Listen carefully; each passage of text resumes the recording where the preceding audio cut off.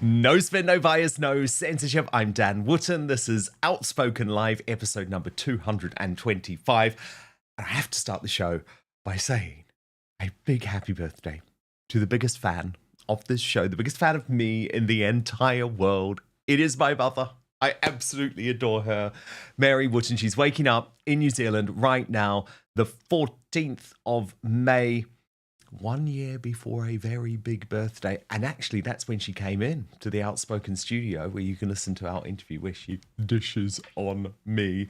And Mum, I love you so much. I know you're going to be with my sister Ash and my niece Ivy Dan later today. And I cannot wait to speak to you then. On with the show, though. It was as predictable as night following day, wasn't it? The moment Slippery Starmer even thought about reducing our insane migration levels, even though his plan, let's be honest, has more holes than Swiss cheese, it was just so predictable that it would spark an absolute meltdown by our out-of-control MSM, elite class, and Westminster swamp. Do you feel like a stranger on your island? Well, I live in the most diverse city in the UK, London. We're in it now. And I don't feel like a stranger. No. I feel like I'm in a really rich, Vibrant. multicultural society. In London, I live in... But am I out of touch with people who this phrase is going to chime with? Because I don't really understand. Just Messenger chose to use those phrases, and he's your mate, Keir Starmer. Yeah, well, I mean, if you listen to the Prime Minister's speech, he also talked about diversity being a strength. But I'm not asking you, respectfully, I'm not asking you about those bits. I'm asking you how you feel about these bits, specifically. Squalid chapter. He's talking about your parents and an island of strangers. He's talking about you. In my digest next, I'll take on those out-of-touch woketopians and also point out the damage they continue to cause with their politically correct platitudes while being completely devoid of the reality of the shocking state we're in, and actually the reality of most of the lives ordinary people like us lead. Then analysis from Dr Philip Kiszely, cultural historian, academic, author, political commentator, and senior fellow at the New Culture Forum.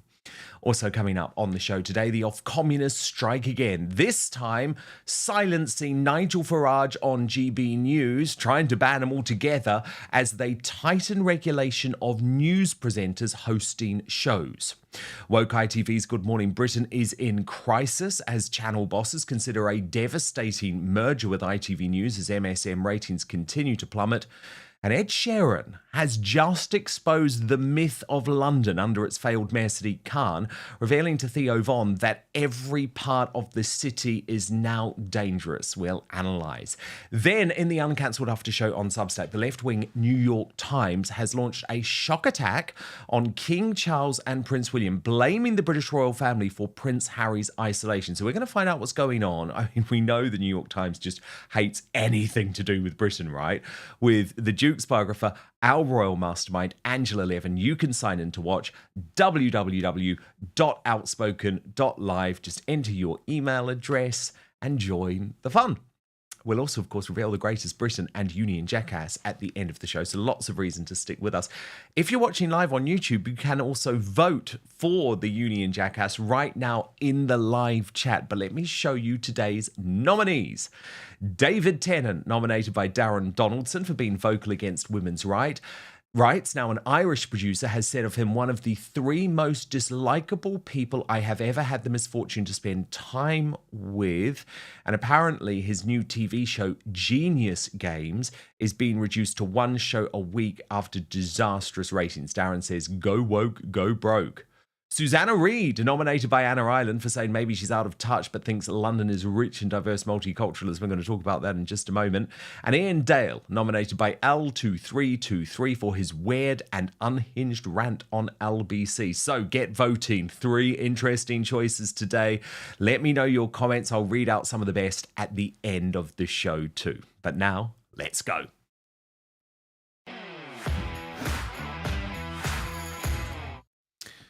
No wonder nothing bloody ever changes. The UK diversity melting pot open border strategy has been an utter disaster. We all know it. Any sane human being living in our once great nation knows it. And unless you're in some type of ivory tower, you can see it every day. Enoch Powell may have used some ungraceful language 60 years ago, but the man was right. 2/3 of Brits knew it back then, yet they were ignored at the time. Indeed, anyone who has questioned mass uncontrolled immigration to the tune of over 1 million a year, let alone the illegal invasion of our country's southern border, letting in rapists, murderers, and terrorists who hate us, anyone who's done that has been derided as a racist, shunned from the discussion, and ultimately ignored.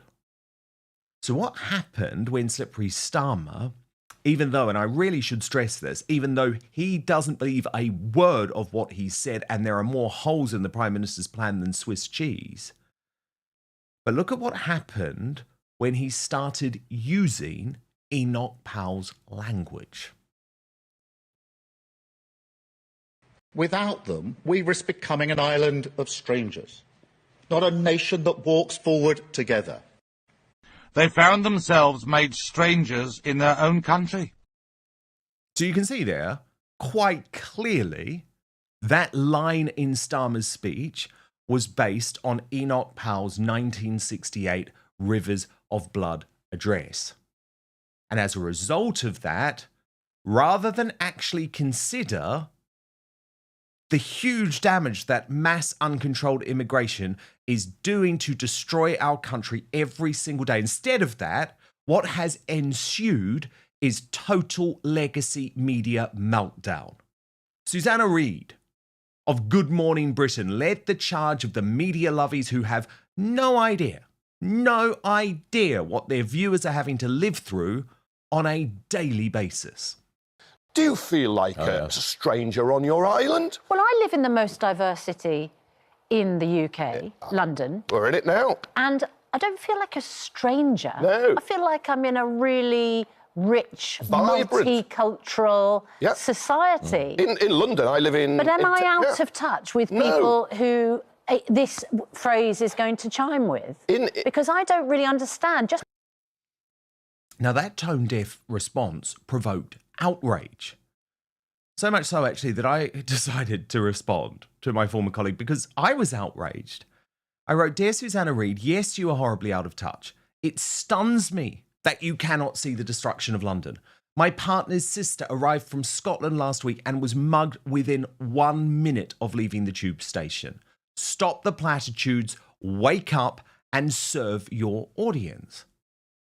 And then one of the Outspoken audience, oh my God, you guys are good, actually pointed out that she's clearly not saying what she feels, but rather what she feels she has to say, given, look at this, Susanna Reid had previously moaned about her mugging ordeal. And Kevin Maguire, her champagne socialist colleague, was sitting there saying most people like the change when talking about the fast warp speed revision of our demography. That is sick. And by the way, I do note Maguire spends time in a nice seaside apartment in Whitley Bay, an area in the northeast that isn't plagued by immigration, surprise, surprise. Oh, and Susanna lives in Belham, one of the least diverse parts of London. Then there's Ian Dale on the Labour Broadcasting Company, the worst sort of conservative wet who actually believed that he should become a Tory MP. I can't believe what I heard. It was a speech that, frankly, Nigel Farage could have given. It's a speech Suella Braverman could have given. It's a speech Robert Jenrick could have given. I could not believe I was listening to a Labour Prime Minister making such what I thought were incendiary comments about immigration. Not once did he really mention any benefits from migration. And in one speech, to me, he lost all of the credit that he's built up for his handling of foreign policy. And then he starts talking about an island of strangers, therefore undermining all the careful community cohesion and good relations between our various communities that have built up over the past decades. In one stroke, he's managed to do that. I think it's an absolute disgrace. How can that man call himself a conservative? I am so glad that man didn't end up in public office. Now, Sly News have again been plain activists rather than journalists. Watch. I think there are certain places in this country where people are not living side by side, where we are a very divided, segregated society. If you look at the centre of Bradford, for example, 50% of people were not born in the UK. If you look at the centre of Luton, almost 50% of people only arrived in the UK in the last 10 years. If you look at parts of Dagenham, the white British population has reduced by 50% in the last 25 years. Is that a problem? So I think, well, the pace of change is immense, and people are sick of that. People want to see mass migration ended. They want to return to the levels of immigration that we have enjoyed as a country. Why is it a problem if the percentage of white people has fallen or risen? Because you can't successfully integrate people at this speed into our country. But why does the colour of their skin matter? It's not about the colour of someone's skin. It's about whether or not someone has just arrived in our country. And if you have places... But that is a different point, If you have places... That is a different point. If you have places like the centre of Bradford, where half the population has only just arrived in our country, how can you expect those people to know our history, our heritage, our norms, our traditions, to be well integrated? If you see profound change in a community like Dagenham, where within 25 years, the people living in the community has changed almost beyond recognition, understandably, some people who live there will feel that the place that they knew no longer exists. And that is why people are so frustrated and angry at the decisions that politicians have made in recent years, why we have to take action. I mean, Robert Jenrick put it perfectly there, but Sly News will never understand. And of course, James O'Brien, the lowest of the low, now finally starting to turn on his beloved two-tier Keir and trying to get his BFF, London's failed Mayor Sadiq Khan, to join the condemnation. Messenger chose to use those phrases, and he's your mate, Keir Starmer. Yeah, well, I mean, if you listen to the Prime Minister's speech, he also talked about diversity being a strength. But I'm not asking you, respectfully, I'm not asking you about those bits. I'm asking you how you feel about these bits, specifically. Squalid chapter. He's talking about your parents. And an island of strangers. He's talking about you. I think from the passage in the speech you're referring to is the promises made by Brexiteers to, inverted commas, take back control. The highest numbers of net migration have been in the most recent years, 900,000, 700,000, 600,000. I think, and you'll correct me, that's what he's referring to. What he was not referring to, because I know how rich his constituency is in relation to the contribution made by migrants, is the contribution we make to this multicultural capital city and country. How do you feel to hear a Labour Prime Minister talking about a squalid, that word squalid chapter, not an unacceptable chapter or an unreasonable or an unsustainable chapter, a squalid chapter and an island of strangers? Well, those aren't words that I'd use.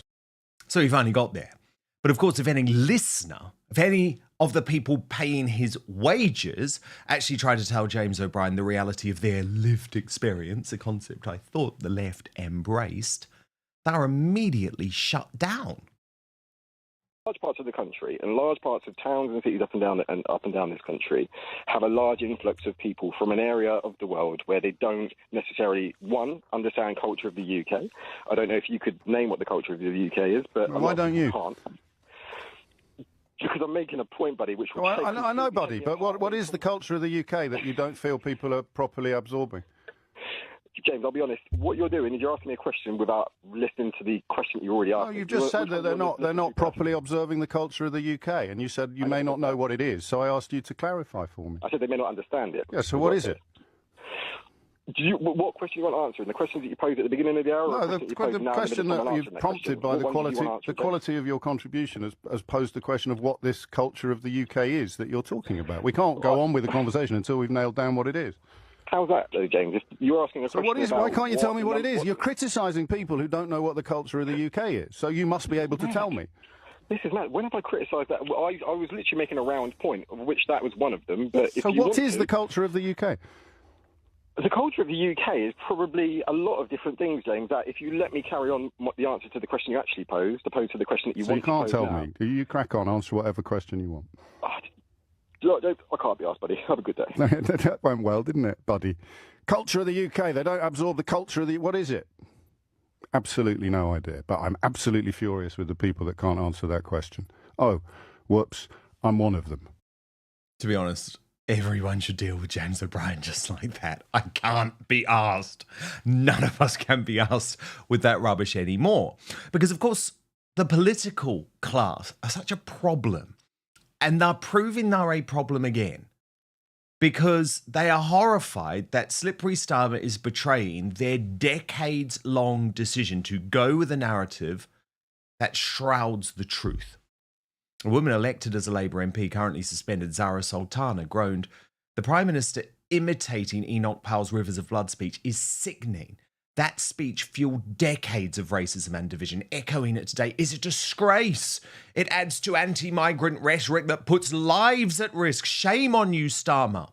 Well, I would argue that the thing that's putting lives at risk is allowing murderers, rapists, terrorists into the United Kingdom in an invasion of our southern border without knowing who the hell these people are. Actual Labour MP Urbana Bergam wrote, suggesting that the UK risks becoming an island of strangers due to immigration is a leaf out of the far right's playbook.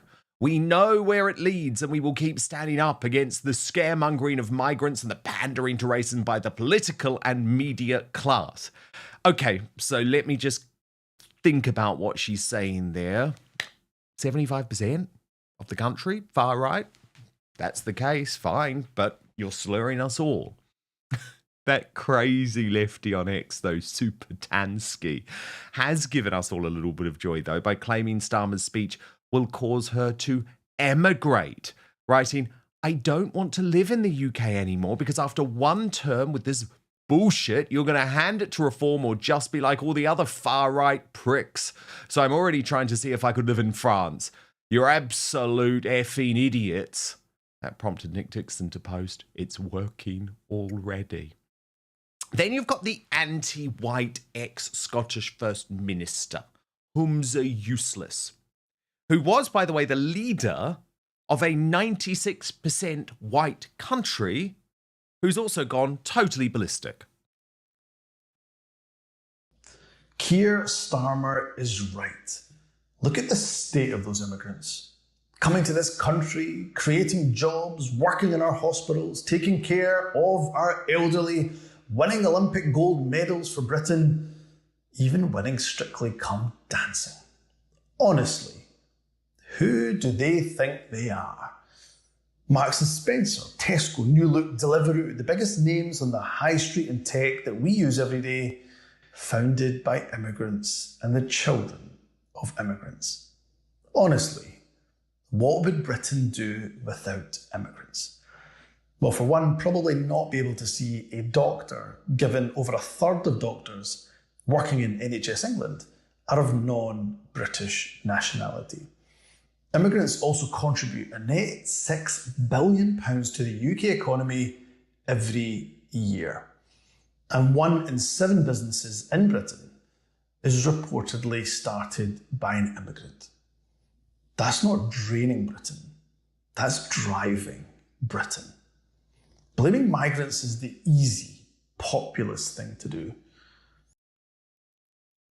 Go rot, useless. Jeremy Corbyn took his anti-reform grievances to Parliament. I'm happy to give way.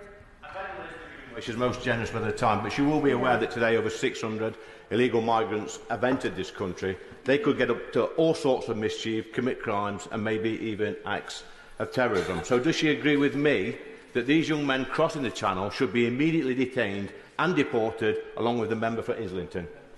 Minister. Well, I certainly hope that that kind of comment might be a joke, but I actually wonder whether that kind of arbitrary treatment of people who are in this country, if we came out of the ECHR as he wants, would become the norm for reform.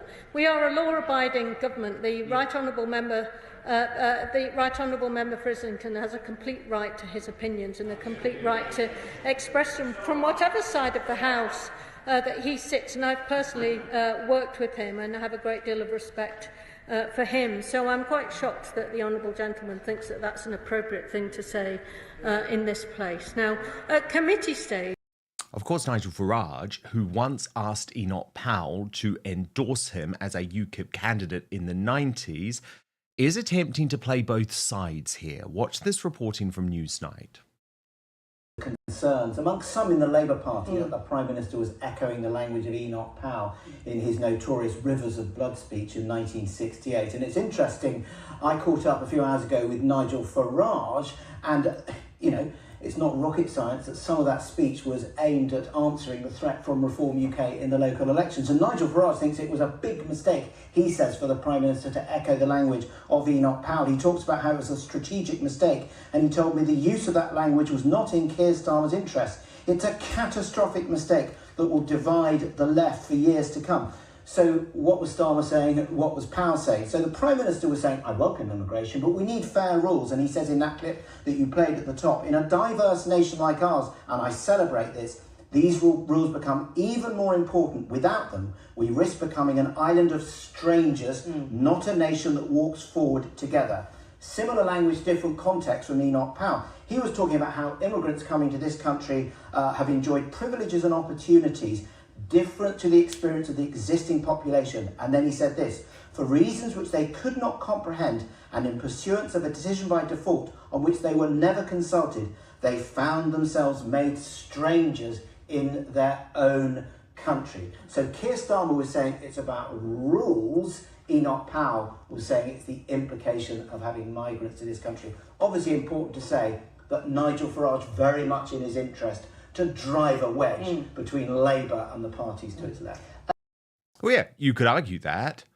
But there does seem to be little doubt Starmer purposefully invoked Enoch Powell for PR purposes, as Downing Street has actually stood by the comments today. Baroness Foster, would Keir Starmer have known the similarities between the language that he used in his speech today and the phrase used by Enoch Powell all those years ago? Somebody did in Downing Street. I'm convinced of it. And the Island of Strangers, So it's the Island of Strangers is a very particular form of word. It's almost a term of art. So where did it come from, and who was the person that said this should go into the speech? Now, of course, some on the right are angry about the hypocrisy, and I do understand that. Like Maya Tusi wrote, Starmer's Enoch Powell moment, so it's okay when the left say it. But other shrewd voices can see this as an Overton window shifting moment, which makes the prospect of mass deportations under a right-wing government much more likely, like Douglas Carswell, who wrote, the British state is desperately worried about losing control. Their mass immigration imprisoned dissident policy has triggered a full insurgency. Keep demanding mass deportation. And Stephen Edgington, one of the only sound people who remain at GB News, writing, Starmer is echoing Enoch Powell. The Tories are implicitly supporting mass deportations to attack Nigel Farage. Now, of course, I have not forgotten Starmer is all talk. Neither has the public. I mean, just think about this. Our border farce is chronic, including yesterday. Our train stations still have signs not in our native language, prompting Rupert Lowe to directly ask the Prime Minister, does Keir Starmer agree with me that this London station name should be in English and English only? And of course, when you look at the polls, they show quite clearly by a soar-away margin that the public believes that Reform UK is best positioned to deal with immigration. And of course, I will remind you all as well, before anyone is sucked into Starmer's spin, that there was a critical 9 seconds during the press conference yesterday where he confirmed that he will not leave the ECHR and will not ignore human rights laws. Does going further mean disentangling ourselves from the ECHR and disapplying human rights laws in immigration cases? No. So given that, It is no wonder the so-called online right in the US finds the debate we are having pathetic given the trouble we're in. Like the highly influential cat turd on X that wrote, "You risk becoming an island of strangers? You already are. Thanks to you," he's referring to Starmer, "and leftists like you, it's too late. It's over. Done." But I'm not giving up the fight yet. Because while we're breathing, there is a reason to fight, not by a long shot. And nor should you. Now, let me bring in Dr. Philip Kiszely, the cultural historian, academic author, political commentator, a senior fellow at the New Culture Forum.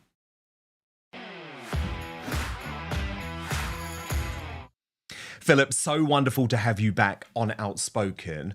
What's it like for you seeing this mainstream media meltdown over the fact that Starmer quite clearly echoed Enoch Powell's comments, even if his solution is to do very little? First of all, Dan, it's great to see you again. It's lovely to be back on the show. I'm just watching it aghast and thinking, what country do they live in? What are they looking at when they walk down the street, the city streets of our country? What are they? Do they have their eyes closed? Do they have their ears closed? Are their senses all? I'm just looking at some of the stats that people were suggesting there. And actually, the truth is this, I've written them down. By the time low-skilled immigrants get to the age of 66, retirement age, they cost the taxpayer £150,000. So each low-skilled immigrant costs the taxpayer £150,000. If they live to be 80 years old, they cost the taxpayer £500,000. Okay. Years ago, when people like me and people like you used to say, look, we have a problem with mass immigration, okay, since the 1960s, actually since 1997, with huge amounts of people pouring into our porous borders, we have a real immigration, real problem. It's about culture. It's about society. It's also about politics. Okay, don't forget, we have a Gaza coalition in Parliament at the moment, one of whom is advocating marriage. Okay? And there'll be a hell of a lot more of them very soon. And there'll be a hell of a lot more of them very soon, okay? We have cities in which some areas of our cities, and I'm in a northern city at the moment, just a few miles away, there is negotiated policing, okay? Because that area of the city, Batley, Dewsbury, places like that, are fairly dangerous places to be if you are of a particular persuasion, okay? All of these things are happening.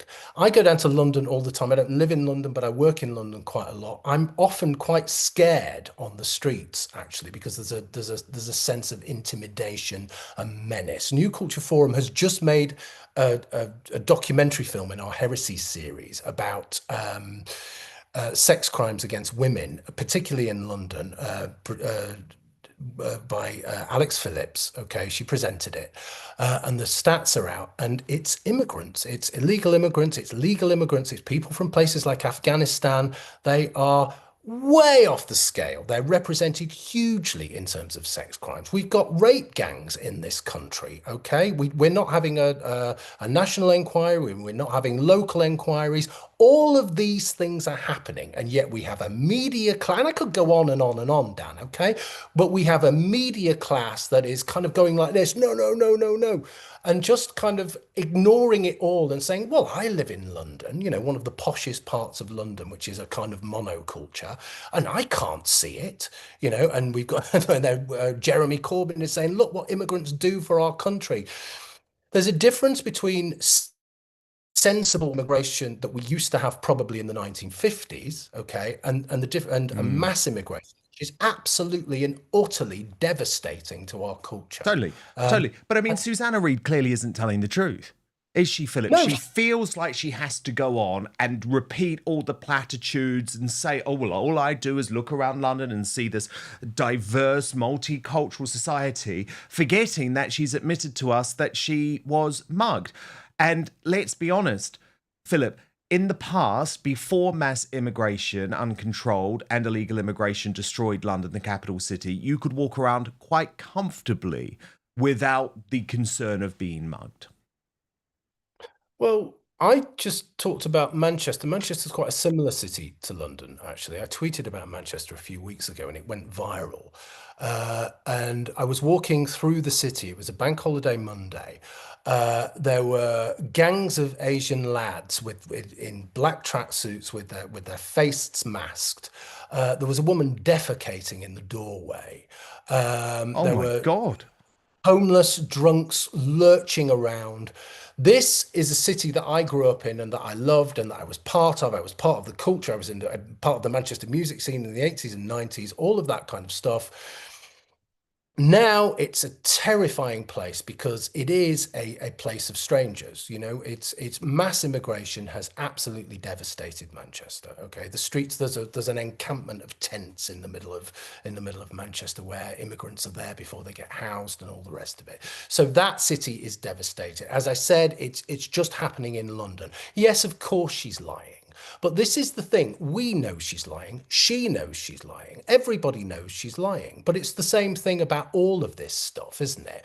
If you complain quite reasonably about mass immigration, 1.2 million people coming into the country every year, the risk to women, the risk to children, all of those kinds of things. For years and years and years, you were just called racist. You were closed down, even though you knew that they didn't think you were racist, okay? But the problem is for our elitist establishment, if they say for 1 minute, oh, actually, we got it wrong, and you're right, then they are in real trouble because the whole of the last 30 years, all of the ethos, all of the philosophy has been wrong. All of that liberal philosophy has been wrong, okay? And then they have to say, well, it's our fault and there are consequences to our actions, okay? We opened the borders. We let all of these people in. We championed multiculturalism. We championed interculturalism. None of it's happened. We just have a Babel, a balkanized society. And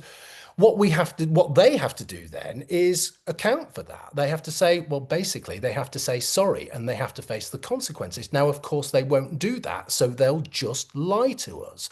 And that absolute barefaced lying is making people very, very angry indeed. Breaking right now, the Ofcommunists strike again. The UK government censor is attempting to ban Nigel Farage altogether from being able to present on GB News. And this would apply actually to any politician. Here's the headline in the Daily Telegraph. Politicians to be banned from presenting news after Farage row. Ofcom's crackdown threatens to reignite a clash with GB News over using MPs as presenters. Now, I find this so ironic on so many levels, by the way, because GB News is actually fast becoming a form of controlled opposition. Part of that maybe is because of the huge pressure that the Ofcommunists have pushed for. But I'll give you an example of its political editor, Christopher Hope, just yesterday. And you've got to listen to this very carefully. He's talking about Labour and the results that Labour received recently at the local elections. And he talks about we. Watch.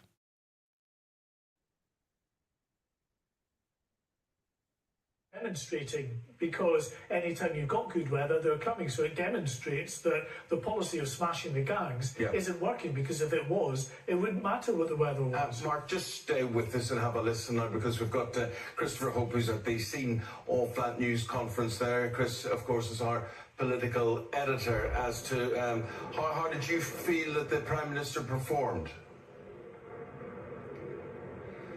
I think he's quite confident, actually, Eamon and Ellie. I think the politics of this, which is my job to look at that, is fascinating. We had the disaster at the ballot box a week last Thursday when Reform UK surged and won all those councils. Did you hear that? We had the disaster at the ballot box, a Freudian slip. But of course, Christopher Hope has been increasingly attempting to get close to the Labour administration so that Labour doesn't effectively shut GB News down. That's madness. Don't negotiate with your enemy, stand up to them. And there is this farcical situation at the moment where Christopher Hope interviews Nigel Farage on a regular basis, but he struggles to present his own show. So, for example, after the big Keir Starmer immigration announcement yesterday, we had Farage popping up on his employer being treated as if he wasn't part of GB News. Watch. Labour are tackling immigration. Are you worried? Really? Really? They weren't before May the 1st, were they? I mean, Keir Starmer has spent his whole career campaigning for free movement of people, wholly unconcerned about this subject, so much so that their massive parliamentary majority was gained without immigration even being one of their five main priorities. Now, of course, he knows that amongst the great British public, this issue rates even higher than the health service, and he's just basically playing catch-up with reform. What do you think when you heard Sir Keir Starmer talk about we risk becoming a nation of strangers, these forces tearing us apart? This is language you wouldn't have heard the PM say, I think, before the elections. You wouldn't have heard the PM say it at any point in his life. This is not the conversation of the North London dinner party set, believe you me. No, I mean, many of the things he said are the same things I've been saying for over 20 years. And that's Starmer's problem. Insincerity. What does this man actually believe in other than trying to keep power for its own sake?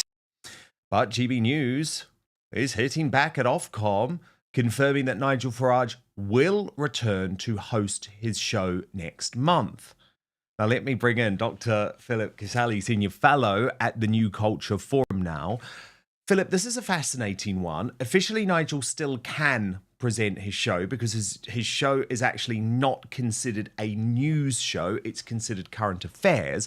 But it means Ofcom, the Ofcommunists, have introduced all of these new regulations. So Nigel Farage wouldn't be able to talk to a reporter, for example.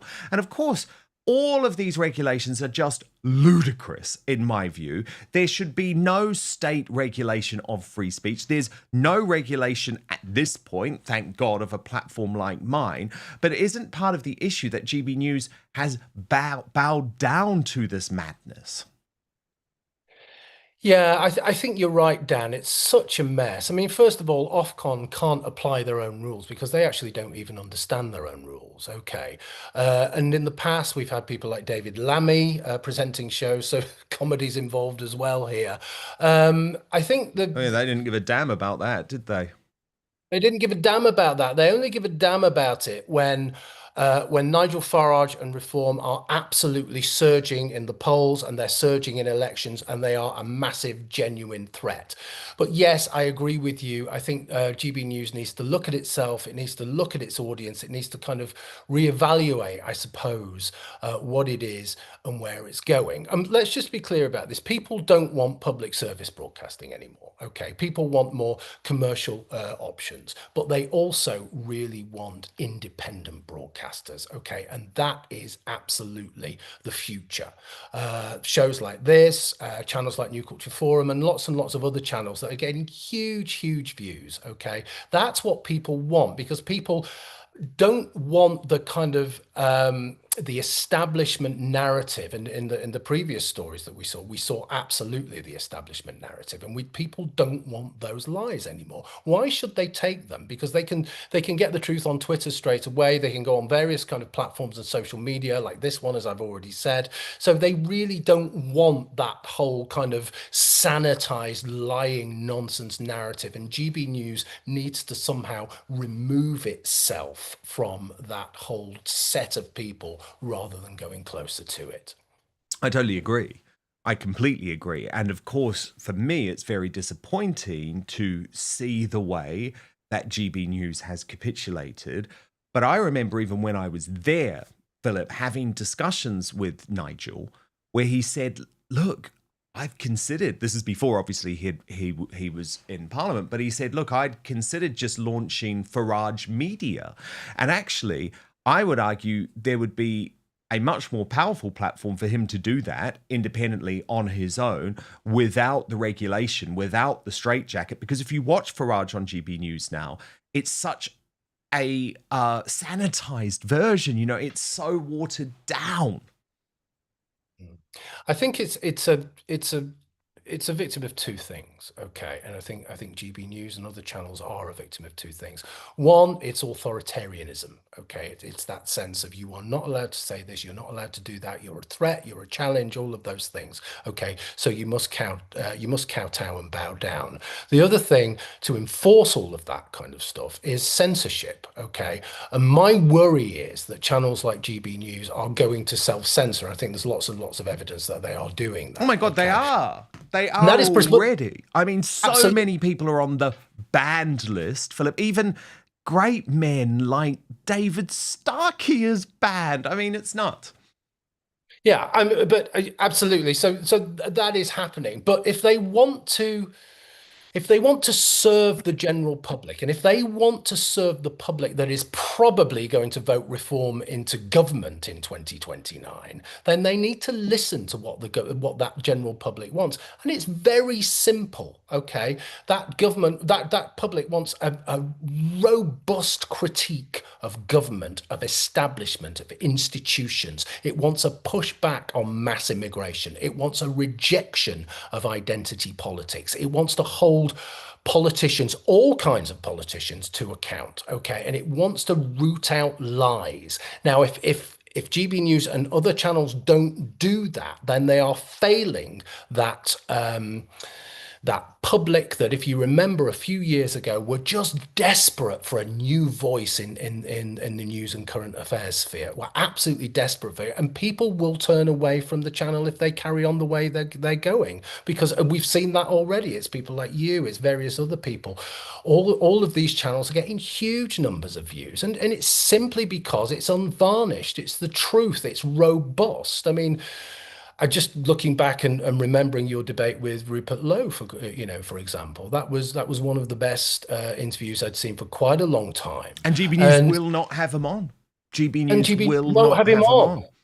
And GB News won't have him on.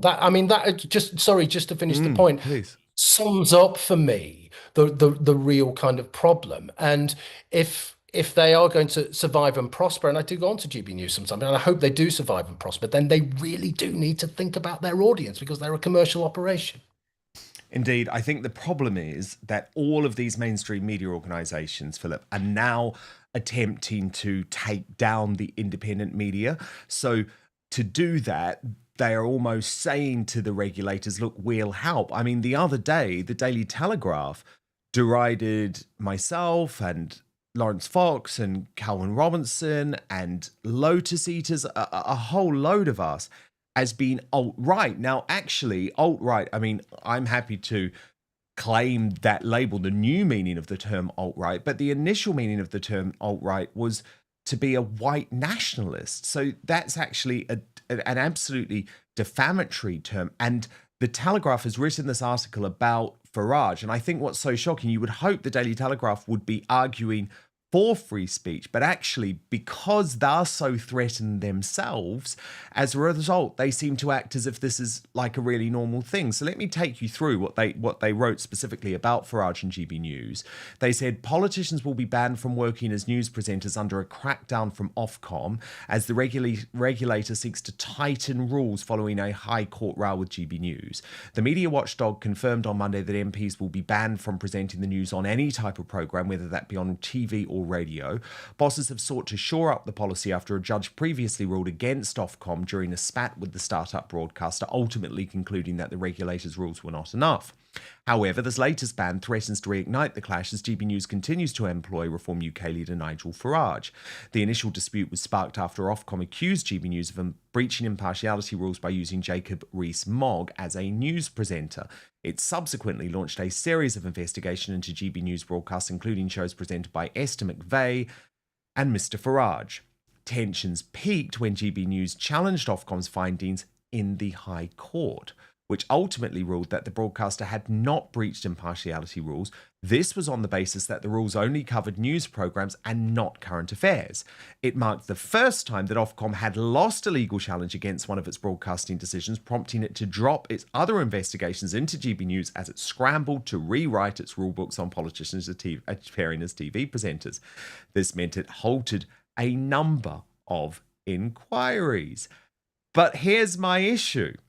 the chief executive of GB News, Angelo Frangopoulos, rather than saying, and what I believe GB News should come out and say to this, Philip, is to hell with you. We are going to broadcast what we want. We're going to do it responsibly according to our own editorial charter, but we're going to broadcast what the hell we want by who the hell we want. You take us on air off air if you want, but that will cause an international scandal. We'll get more publicity than we've ever had. Lots of people will come to find us in the online space, and you'll look like North Bloody Korea. But instead, he's written this new piece in the Daily Telegraph saying Ofcom's jailer mentality is harming Starmer's growth plan, but offering to work with the regulator to come up with a new set of regulation. Like, that's nuts. How can you be a free speech channel saying that you want to create a new regime of free speech regulation? And I'll tell you what it will mean as well, because I've seen this from all of my old employers. They want to shut down, I don't mean me specifically, but they want to shut down people like me, people like you at the New Culture Forum, people like Lotus Eaters, because they want to do that to protect their own businesses. So actually, you'll see quite often now, GB News, The Sun, The Daily Telegraph, The Daily Mail push for regulation because online, because they want the internet to be regulation because they know that's better for their business.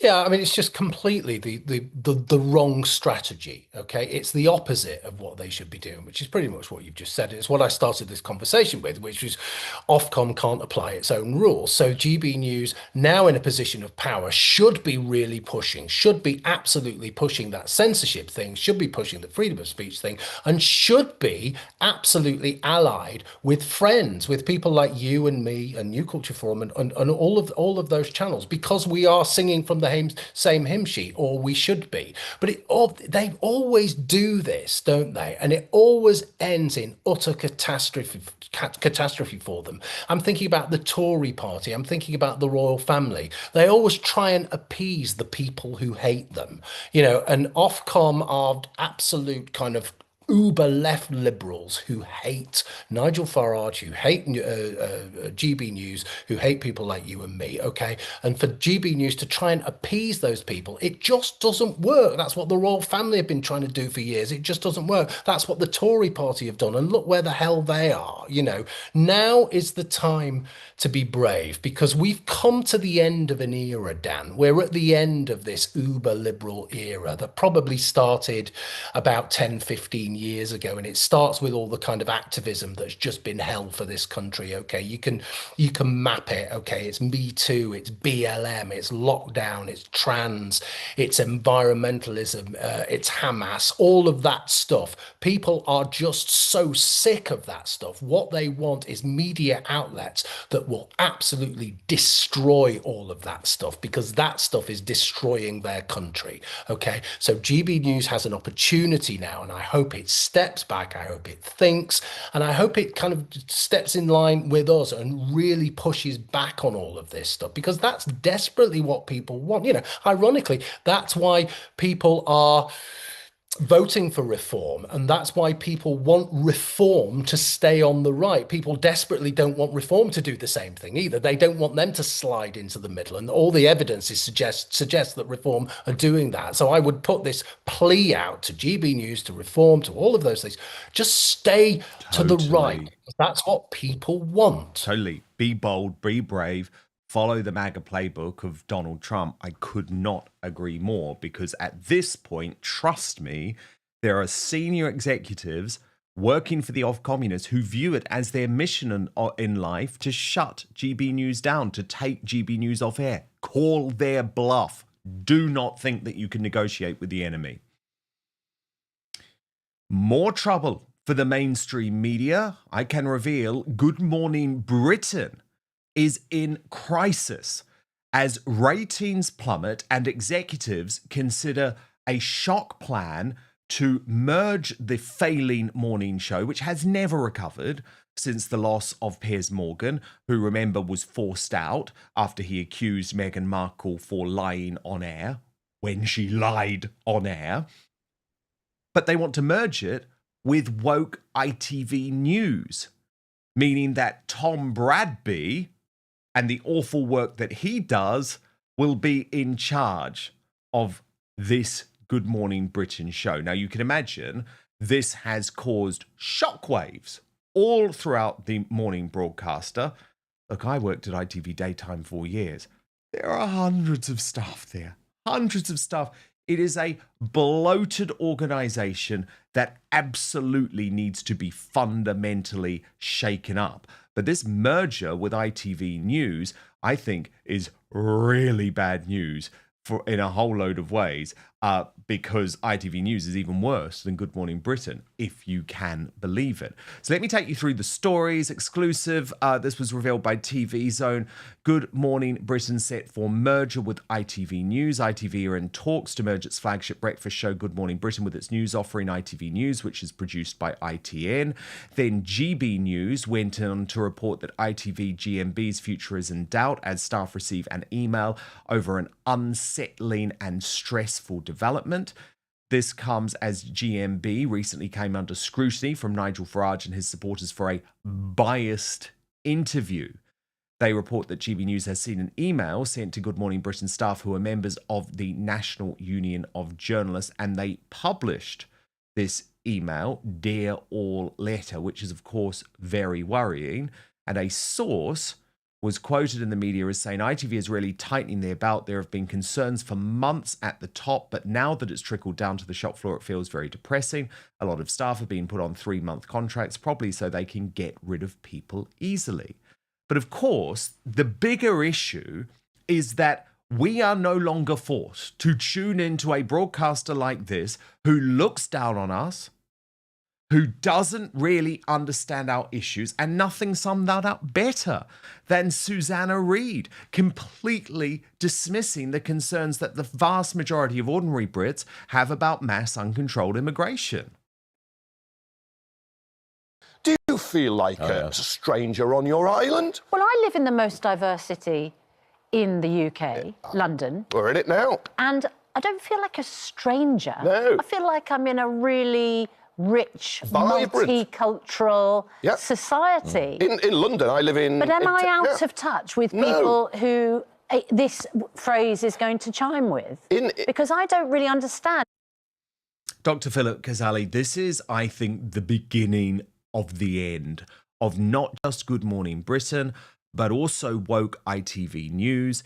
These are bloated organisations. For so many years, Philip, they have been totally exposed for lying, for being out of touch. I mean, look at their revolting coverage throughout the COVID pandemic, for example, where they peddled the establishment narrative, never questioned the government, and have never admitted they were wrong on so many levels. They got Brexit wrong. They got Boris Johnson wrong. Now they're getting Nigel Farage and immigration wrong.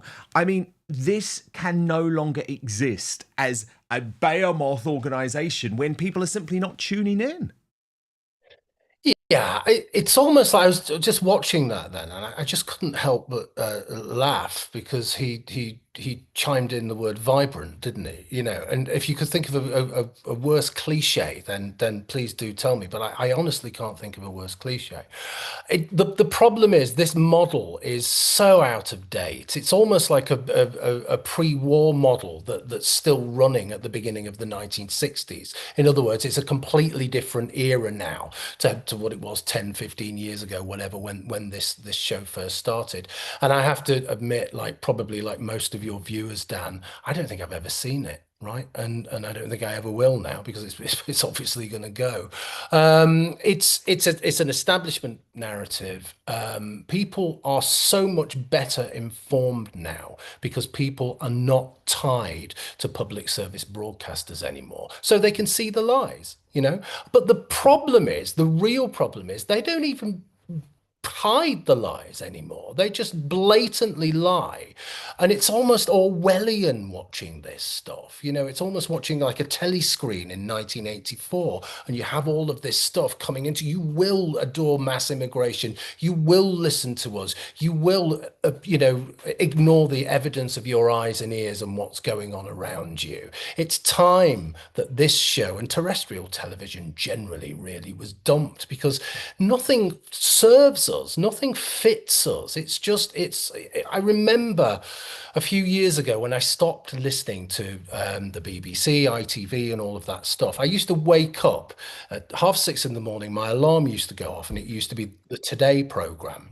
And I'd be, when you were in and out of sleep, and you'd be kind of coming to, and all of this stuff would be going into me, and it'd be kind of like telling me off for being white, male, heterosexual, all of those things, right? And I realized that I was miserable for the first part of the day because of all of this stuff. So I just stopped listening to it. And practically everybody I know, nobody bothers with this stuff anymore. No, it's because so it's freeing. Lives. That is such a brave, freeing moment. So it happened to me when I left GB News. And I just thought, I am no longer going to be dictated anymore by a mainstream media that I know to be corrupt because I was working in it for such a long time. And so I stopped reading the newspapers. I stopped looking at the mainstream media unless I was specifically researching something. And it was brilliant. My whole world opened up and I absolutely loved going full throttled into the independent media. And my recommendation to everyone is stop paying the BBC license fee. Use that money to support independent journalists who you respect, because that's how we create our own independent media system. However, I do just want to talk a little bit about what has gone wrong at Woke ITV, Philip, because I spent 10 years working at ITV Daytime, and I can pinpoint the exact moment where they lost the plot. And it did relate to Ms. Meghan Markle, who had formed an incredibly close relationship with Tom Bradby, the presenter of ITV News, who wields a lot of power at that organisation.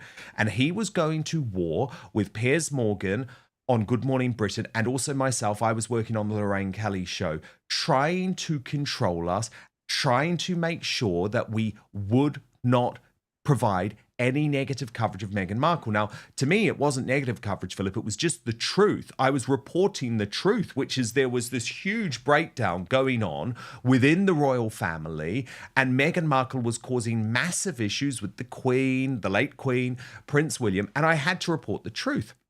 And I was given an ultimatum one day, which was, you've got to stop saying negative things about Meghan Markle. I refused. And I quit. And then you'll remember what happened just a few months later. Alex Beresford, in an on-air ambush of Piers Morgan, challenged him, parroting the Meghan Markle narrative.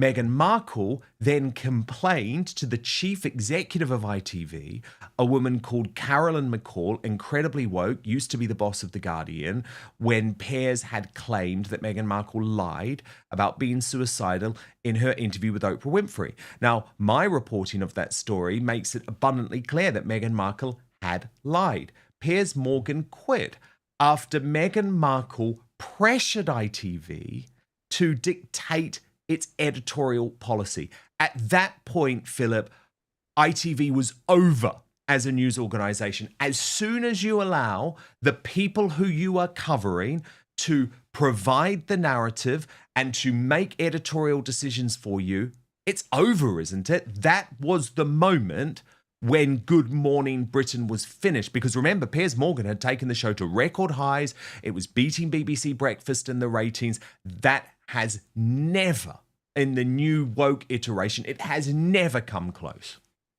No, and you're not a current affairs show, you're not a news show, you're just a propaganda outlet at that point, okay?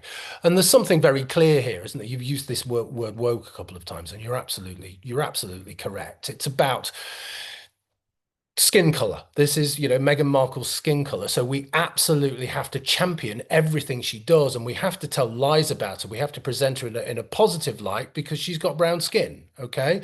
And the royal family, which are the old establishment and have white skin and are terrible, so we have to make sure they're negative. It's so simplistic. It's such an insult to the intelligence, okay? And it's part of this broader social engineering that you are actually trying, on the one hand, to present Meghan Markle as either someone who is just brilliant in every way, okay, or someone who is a victim. And this is possibly the most privileged person on earth She's certainly in the top 5 or 10. Okay, she definitely is not a victim. But when you can only think about race, gender, sexuality, all of these things, when these things dictate absolutely everything, and news and truth don't matter at all, then you will go down that route. And this is why I say the whole model is over. It's finished. Mainstream television, terrestrial television, who cares? Who watches it? It's nonsense, Dan, because it's not only what we see, but it's people like you. And I've done some stuff in terrestrial television as well, but only interviews. But you can see it. You've got so many stories. It's just there. And now, as I say, people know that. They know what's going on, and the situation isn't just that people are fed up. They are more than fed up, okay? It's the government, it's the institutions, it's the mainstream media. All those three things are acting together to try and keep people down, right? It's more than just a narrative, okay? They are frightened. They are actually frightened of us because we are so angry at what's going on. But the other stories, angry at what's happening in our cities, angry at what's happening to our wives and children, angry about all of these things, okay, which come down to things like mass immigration, terrible government policy, okay, and they are terrified that we are in the foothills of civil war. I think it's that bad, okay, so they're pushing us back and pushing us back. We saw this last year with Southport, didn't we, when people were so absolutely about what's happening. And those people were immediately called, it's the same thing, isn't it? They were immediately called far right. They were immediately called neo-Nazis. They were called criminals before they were prosecuted, and they were thrown in prison. And one person, Peter Lynch, has actually died in prison. So this is what's happening. The government are running scared, okay? And they're using phrases like islands of strangers. That's a Labour Prime Minister is saying that. That's how scared they are. And they should be scared, because what they've done over the last 30 years is nothing short of criminal. Couldn't agree more. And by the way, we will never forget. That's why it doesn't matter what Starmer says in that speech. We will never forget what he called us, how he derided us, the lies that he told, the punishments that he personally inflicted on, as you say, really good people like Peter Lynch and Lucy Connolly and Julie Sweeney, who remained behind bars. We will never forget that. And so that's why it's all well and good Starmer going up in a Downing Street press conference and reluctantly invoking the language of Enoch Powell. But it's meaningless, because we will not forget what he did. And also, he will be judged by results, and the results are absolutely appalling. He hasn't smashed the gangs. The invasion of the Channel is at record numbers. And of course, he hasn't even put any type of numeric goal on how much he wants to cut net migration. So I think you're completely right to make that point. But it's so disappointing to see mainstream media organizations that I did previously have faith in. I didn't think they were perfect, but trust me, I wouldn't have worked at ITV for 10 years if I didn't think it had something to offer. It used to be the channel of the people. Now it is the channel of the elite class. And as a result, it is finished. Finished. Also finished, by the way, is London. And Sadiq Khan has destroyed this city. Ed Sheeran has made an astonishing revelation to Theo Von. We're going to discuss it with Philip Kiszely in just 1 minute, so don't go anywhere. But first, I'm very excited about today. Brand new sponsor. I have wanted to talk to you about this one for such a long time because, oh my goodness, I absolutely love it. If you're anything like me, you have spent so much time trying to find the perfect skincare treatments for your face, only to realize you've been neglecting the skin on your neck. And as I've got older, that's a massive oversight, let me tell you, because the neck is on display all the time, yet so many people, especially women, treat it as an afterthought in their routine. But so many women in the Outspoken audience will know that the skin on your neck is actually thinner, more delicate, and less oily than face skin, which means it requires specialist care. And that's why I was completely blown away when I received my Go Pure Titan and Lift Neck Cream. It's a product which is transforming the necks of women and some men all across the globe. It is such a gorgeous product. I saw a noticeable difference actually within weeks, and I know it can become a game changer for you too. Outspoken viewers and listeners get 25% off GoPure using the code Dan at checkout. So just head to gopurebeauty.com/Dan, use the code Dan, and you're all set. But let me tell you more about GoPure's proprietary firming complex, because it is designed to visibly firm and smooth skin on the neck and chest in as little as 4 to 8 weeks. In a consumer study, 100% of users, that's right, 100% of users said the skin looked more supple, 97% noticed a firmer appearance. Indeed, GoPure's full line of science-backed skin and body care have delivered for over 100,000 real women with real results. It is dermatologist recommended and cruelty-free. Plus, with over 1 million jars sold, this beauty secret, well, it's no longer a secret, folks. So tighten, lift, and restore elasticity in your neck, because your skincare routine shouldn't stop at your jawline. And for a limited time, Outspoken viewers and listeners get 25% off GoPure using the code Dan at checkout. Just head to gopurebeauty.com/Dan, use the code Dan, and you're all set. And after you buy, do us a favor. When they ask you where you heard about GoPure, tell them it was after watching Outspoken. You will not regret it. But now, back to the show. Breaking right now, Ed Sheeran, the international pop star, has just revealed an inconvenient truth that London is now dangerous in every area. That might sound obvious if you're someone living in the capital city of the United Kingdom, which has been destroyed step by step, piece by piece, by the failed mayor of this city, Sadiq Khan, an extremist in so many ways, who cares far more about the Muslim population and who cares far more about painting a false picture of what this city is really like than the reality of being in a city where you can no longer walk the streets now without being mugged.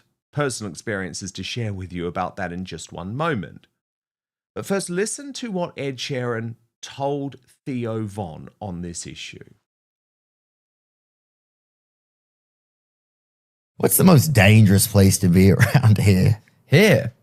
I'd say every area of London, literally every area is sketchy. I love that. The nice areas are sketchy, the bad areas are sketchy, but you just have to not do stupid shit. Dr. Philip Kiszely of the New Culture Forum. That is a damning indictment of London by Ed Sheeran, but he is 100% telling the truth. What do you make of it? Oh, he's 100% telling the truth, and it's no surprise to anybody who spends any time in London whatsoever. This is a massively racialized society now. It's totally balkanized, as I said before, as all our big cities are. But London is practically unlivable. I mean, there used to be a time, Dan, where if you read about something like a machete attack, for example, okay, you'd be shocked by it now. But you'd be shocked if a day goes by when there isn't a machete attack and there isn't an acid attack. These things never used to happen in this country. These things are imported cultural practices.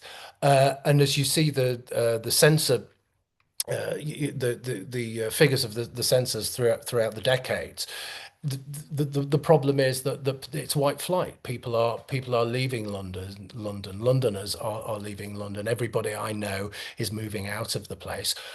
Not because, you know, that they actually feel frightened. It's not because they don't have any love for the place. It's just that they're so devastated by what's happened to it that they feel frightened and they feel as though they have to go. And they feel as though this is not the place to bring up their children. They feel as though women and children are just not safe there in any place at any time of day or night.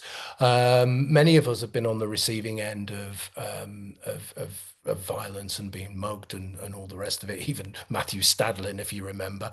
But I've been on that kind of on the receiving end of that racialized violence, not in London, but in Manchester. I was stabbed twice, and I was stabbed because I was It's as simple as that.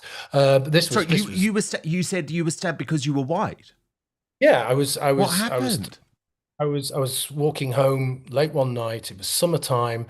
I was dragged into a park, Plattfields, if people know Manchester. This is a long time ago. This is about 20 years ago, actually, by a gang of Somali youths. They told me to get off their streets, white man, and they stabbed me in the back and in the side. So I'm familiar with all of this stuff.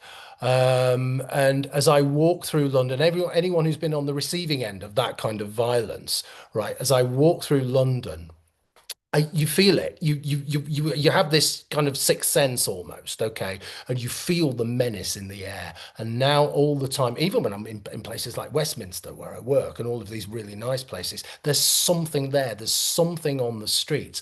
And actually, it's down to a very simple thing. It's down to mass immigration. As I said earlier on, this is about imported cultural practices. This is about tribalism, and this is about the hatred of white people. This is about the hatred of Britain and the hatred of the West. It's chaos. It's filthy, and something needs to be done about it. Let's get rid of Khan and let's get someone sensible in. Well, indeed. And I guess it's a start for Ed Sheeran acknowledging the reality. But as you say, we've got to think about the why. Like, why are we in a situation where every part of London is now so dangerous? And you're right, by the way, to say this is not just London. Of course, it's other cities around the UK, Manchester, Glasgow, Liverpool, and actually internationally too. Look at the decline of New York, for example, since the pandemic. But given that Ed Sheeran has specifically spoken about London, let me talk about my experiences in London, because it is utterly horrifying. So I have been personally mugged twice. On one occasion, I was literally walking outside what used to be City Hall, right near Tower Bridge. At that point, Sadiq Khan was still based there. It is a very dehumanizing, demoralizing experience, even if there is no violence involved. And it is now literally impossible, if you're in London, to get your phone out in public at all, because the crime is so rampant. So, for example, my partner's sister came down just last week, and she literally got out of the tube station at Green Park. By the way, that's opposite the Ritz Hotel, okay? We're talking about the poshest parts of London. She had been outside the station for 30 seconds waiting to meet Alan, and she was mugged. It was utterly horrific. This is just so commonplace. And this is an experience that people like Susanna Reid of Good Morning Britain are trying to deny is our reality when she talks about how wonderful it is to live in this diverse cultural melting pot, even though she, in another breath, admits her horror at being mugged. And it's like you have to link these two things together because they are completely correlated.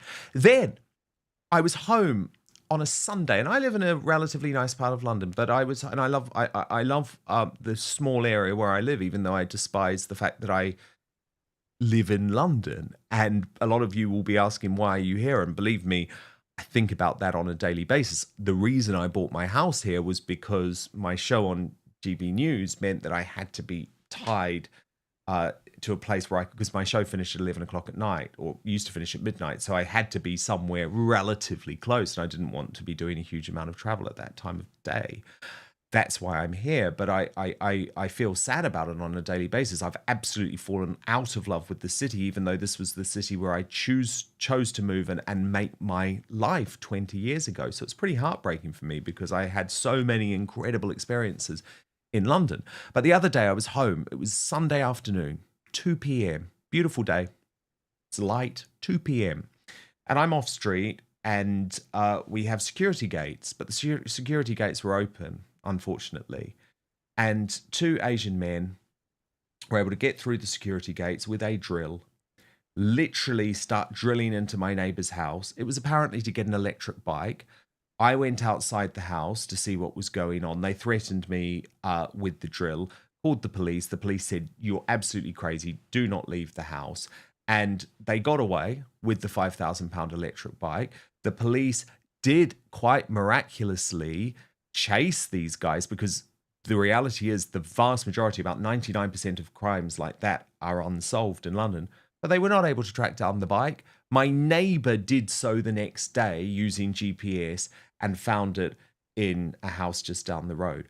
But the thing that shocked me is that this was in broad daylight. And just around the corner in another relatively nice area, I've had friends who have had their cars stolen twice. The police don't care about it. And then in a much more tragic twist the other day, a friend of a friend was actually punched outside a Sainsbury, again in a race-motivated attack. He was a white man. He was being attacked because of his race, and he died. It was a one-punch death. I have another friend who has been killed because he was a white man in a mugging in central London. So I wanted to share my personal experiences just so that you knew that, unlike Susanna Reid, I'm going to be honest about my experiences of living in this city. And it breaks my heart that we've come to this. But I think, Philip, probably everyone who lives in London and is being honest would be able to tell similar stories. And that is heartbreaking, because why on earth are any of us going to stay? I'm just listening to you, Dan, and I'm angry and upset for all of those people you included. And like me, and this was a long time ago, they never caught them. They knew who it was. They told me, oh, it's a Somali gang of teenagers, but they never caught them. Now they've had no it's amazing if they do anything about it, okay? Because they have no intention really of inflaming things more. They don't want to do anything about it. They'd rather police tweets, okay? They'd rather be the thought police than deal with actual violence, because it's so spiraled out of control. Violence, extreme violence and racially motivated violence is the norm now, bearing in mind, of course, that as you were talking about this, and I was thinking about normalization of this kind of stuff and racially motivated violence. This is the grooming gangs, the rape gangs, I should say, isn't it? That's what this was. This was racially motivated, sexualized violence. This is just the same thing. Now, again, I come back to this point, and I'll get called racist for it, but so what? This is about demographics as much as anything else, and the massive change. If people who are born and grow up and live in a culture that is their culture, that is their heritage, that is their history, they tend to look after it, they tend to cherish it. People who just come in yesterday or last year or even one generation ago, they don't do that. And if they come from cultures which are fundamentally violent, which fundamentally treat women as second-class citizens, all of those things, which are fundamentally tribal, then they are going to bring those practices over with them. And that's what's happening. The real problem we've got is that the police, as I say, will do absolutely nothing about it, Dan. One, because they're frightened, and two, because at the top, ideologically, the mayor doesn't really want to do anything. No, of course he doesn't. Just like he doesn't. doesn't. The last thing. Sorry, you go. Yeah, the last thing he wants is are more brown people, more Muslims in the crime statistics. That is literally the last thing he wants. Now, it should be blind. Justice should be blind. Yes, but he won't even acknowledge to Susan Hall, who's now the Tory leader in the London Assembly, he will not even acknowledge to her that Pakistani Muslim rape gangs exist. And trust me, they exist in London. And when it comes to crime statistics, I know people always point to this counter argument of, oh, but they're coming down overall, even if, knife crime's really bad. And it's like, no. People don't report crimes anymore. The figures are completely skewed, because why do you report a crime when you know nothing is going to be done? So the crime statistics are completely skewed. Yeah. But no, sorry, Dan, go on. Well, no, I just before I get back to you, Philip, I just want to talk about this concept, because this is a new concept and it has been put forward by The Spectator, but I think it's really relevant to what we're discussing and what Ed Sheeran was discussing. It's this new term, Scuzz Nation, to describe the United Kingdom. And this was on the front of The Spectator a couple of weeks ago, but I just want to take you through a couple of the key points of the article, Philip, and I'll get you to react. So they write, fewer than 1 in 100 car break-ins, London, in London result in a charge. Such statistics don't shock us anymore because they're so common. Shoplifting is at its highest recorded level. Fly tipping is up 50% over the past decade. There's a burglary every 3 minutes, yet 96% go unsolved. Most people say they're seeing more antisocial behaviour, but the number of incidents recorded by police has fallen to a historic low. Everywhere we look, Britain appears grubbier and more unpleasant. Welcome to Scuzz Nation. And I've got a point, don't they, Philip? It's really accurate. I'd not heard the word before, but actually it's extremely accurate, isn't it? And you see it as you walk into a town centre, you see it. It's the dirtiness, okay? That's one thing, okay? And gangs of lads, usually Asian or black, hanging around. That's just the way it is. Those are the demographics. You see that. I'm not being racist, but there's something else as well, and it's the smell of failure. It's the smell of weed, which is everywhere in our city centres now. The police do nothing about it. It's still illegal as far as I know. But this is the thing. So if why bother reporting a crime when you know absolutely nothing is going to be done about it, and perpetrators know that they're not going to get caught? You can go into city centres now and you can watch people shoplifting and just blatantly shoplift and walk out with things. It's difficult to see how much, these are famous last words, aren't they? Right? It's difficult to see how much worse it can get, and now we all know. Yes. Worse it can get. But I look around and I walk, and I remember not that long ago, you know, Dan, even the 90s, people talk about the 90s now, don't they, as though it was this massive, wonderful era. It's a fairly bland era, to be honest, the 90s. I remember it incredibly well. But now it's like, oh my God, it was a wonderful era. Everybody was happier. I would love to go back to the 90s. I mean... But it was cleaner. Yeah, of course. It was cleaner. And to be honest, I mean, look, as I say, when I moved to London, I chose to move to London. You know, I'm a Brit. I've always had British citizenship. My parents were born here, but I was born in New Zealand. So I made a choice to move here when I was 21 years old, and I fell in love with London. And honestly, you go back and you watch images of London, watch videos of London in 2005. So I moved at the end of 2004, but I saw some of these videos going viral the other day. It is like a different city. And actually, this Scuzz Nation piece, let me just come back to it because it is raising some of the points that you were too, Philip. So the Spectator writes, some parts of Scuzz Nation leave us feeling uncomfortable, particularly when it comes to immigration. According to the Centre for Migration Control, 1 in 5 Albanians here has been arrested and 1 in 36 is in prison. They have managed to take over much of the County Lines network, bringing in more cocaine and co-opting the roadmen as street dealers. As a result, as a recent Home Office report found, Albanian gangs act as the main wholesaler to powder cocaine retail operations. But they say, of course, people are very reticent to raise this stuff because of racism. They say most of the time we don't like talking about foreign criminals. It makes us feel a bit uncomfortable. Only when faced with something as statistic as the grooming gang scandal does our anger become public. Here too, we find that Scuzz Nation is partly to blame. NHS workers and social services turn a blind eye, and victims who reported perpetrators to the police say they were dismissed. So it makes me sad, but maybe we have to embrace, Philip, this concept of Scuzz Nation before there can actually be change. Because surely we've got the world's biggest pop star, right? Who is probably a lefty, because most of them are. I mean, I know Ed Sheeran actually, and he's always been a decent guy. But, you know, that they're always, you know, they always tend to be slightly on the left side of things.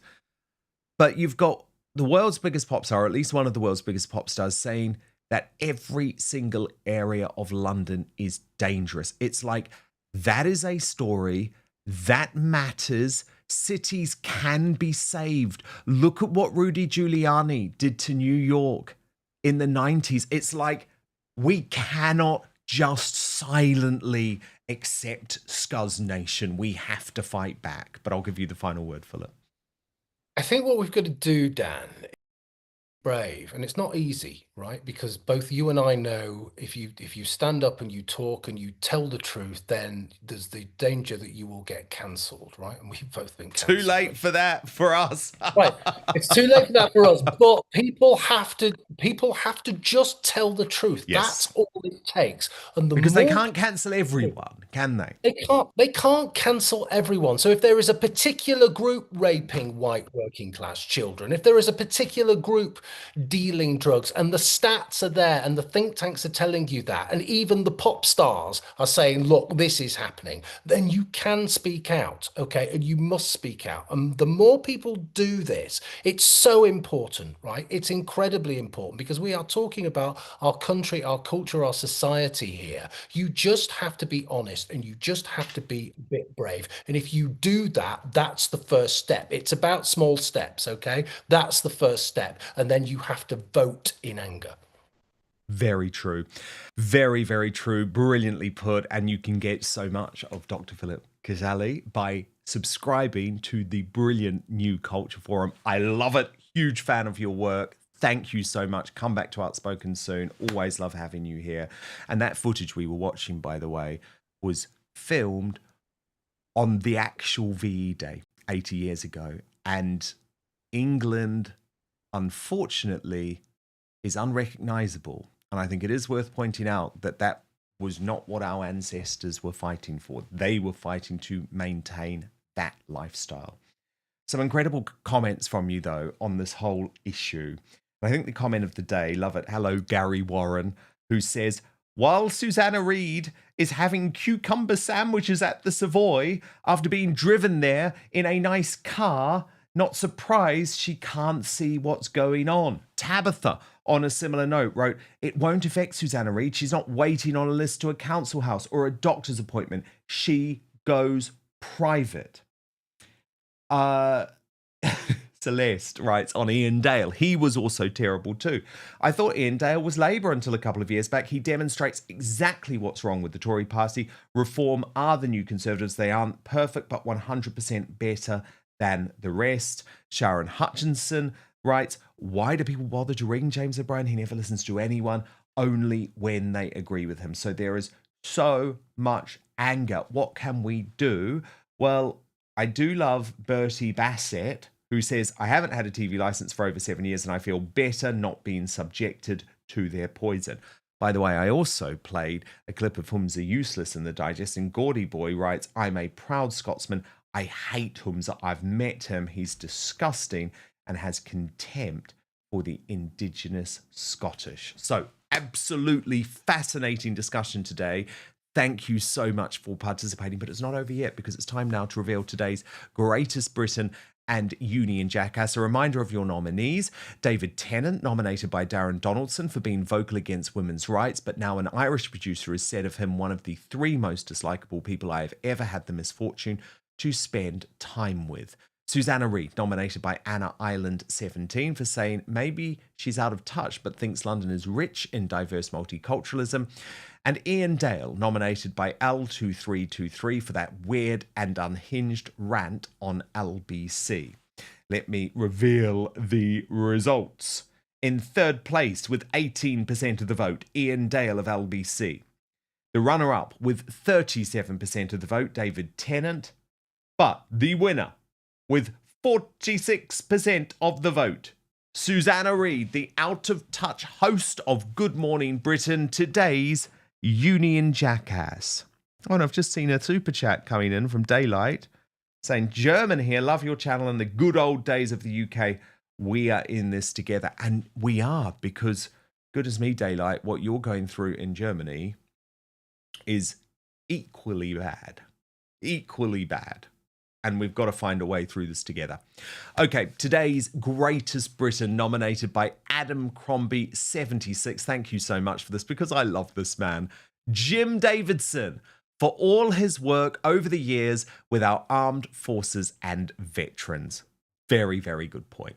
Now, coming up in the Uncancelled After Show on Substack, the left-wing New York Times has launched a shock attack on King Charles and Prince William, blaming the British royal family for Prince Harry's isolation.